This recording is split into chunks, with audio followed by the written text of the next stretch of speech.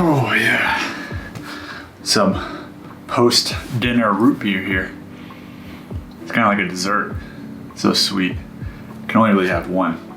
Howdy y'all, and welcome back to the channel. If this is your first time here, please consider subscribing and turning on that notification bell so you get notified every time I make new videos. But that's not what we're here to talk about tonight.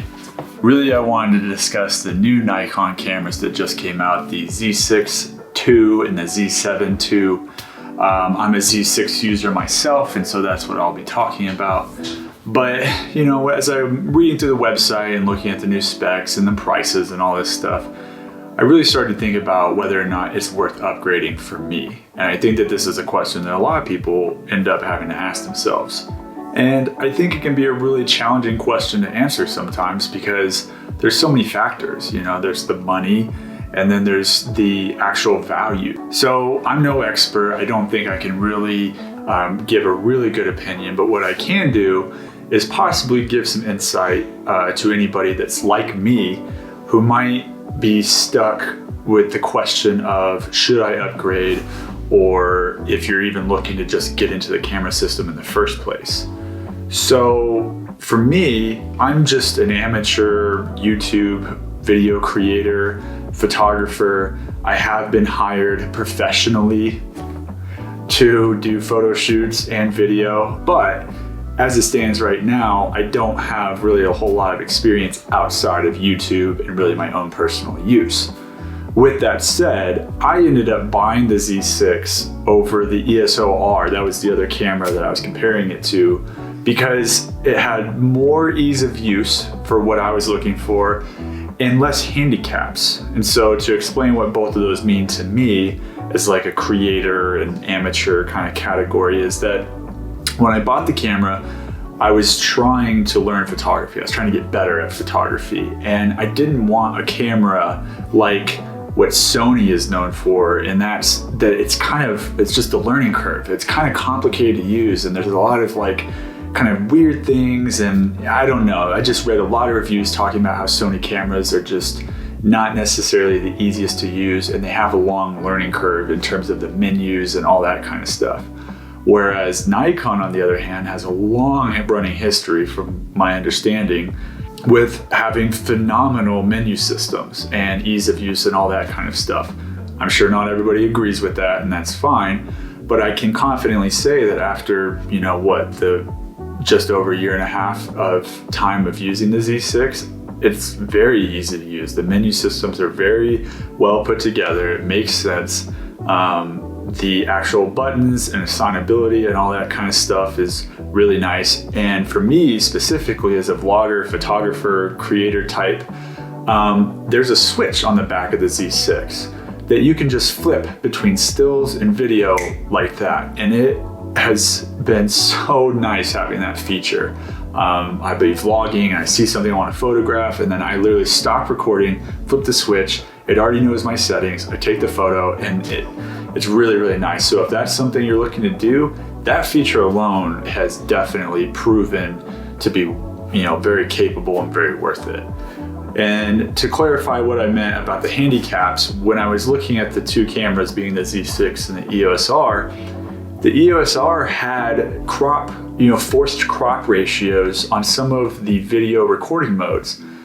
And I couldn't bring myself to pay that much to get into an ecosystem and being my only camera body when it was going to have this handicap, as I'm calling it. And I don't really know why it's there. I don't know the technical reasons. Maybe there is, but the Z6 didn't have it. So, you know, why not go ahead and go with the camera that's not going to have that handicap? Now, I do think there are some downsides to the Z6, and the only one that's really a big downside for me personally is that the screen only kind of, you know, flips out kind of 45 degrees down, and then you can flip it kind of full 90 degrees to face up. And this is great if you're taking landscape, you know, orientation photos.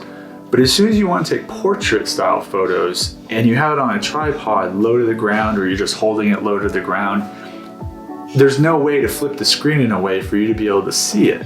The only way to really see it is to get on your belly and like look at the screen from ground level. And I don't really know why Nikon did that. But probably the biggest downside to the Z series cameras right now is their autofocus. Don't get me wrong, the autofocus is fantastic.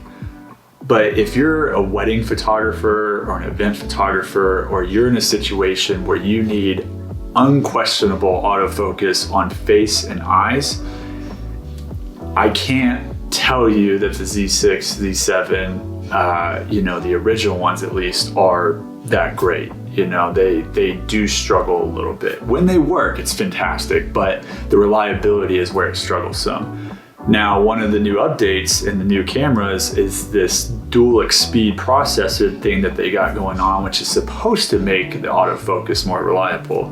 That is yet to be determined. I'm sure there will be plenty of real world reviews that come out about that, but that's just something you'll have to wait and see when people start actually testing that.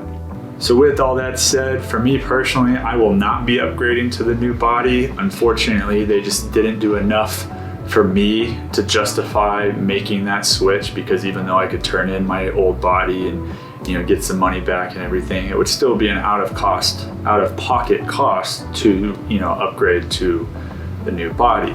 I guess if you're a current Z6, Z7 user who really needs the dual car slots that are now going to be available, or you really want a proper vertical grip so that you can take proper portraits, so you're not like sitting like this all the time, but your portrait style photos, those would be the reasons to upgrade to it. But I think that for most people, they just didn't give us enough reasons to spend that money to upgrade.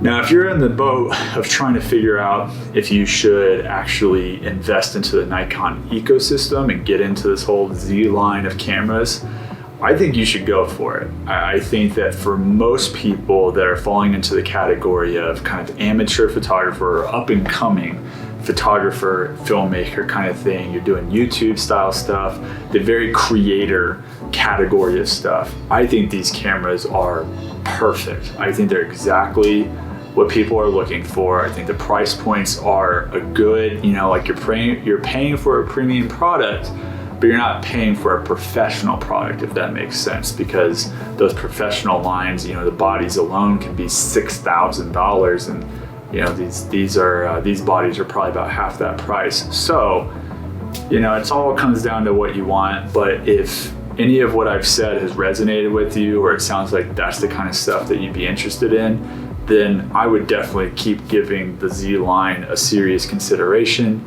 and keep doing more research. And if you have any questions, please feel free to reach out to me on any specific things that I've experienced that you might be concerned about. So I hope I was able to help someone make a decision or help you along in that process. If you got anything out of this, please consider liking the video. Like I said before, please subscribe and turn on the notification bell so that you get notified anytime I make new videos. And until the next one, see ya.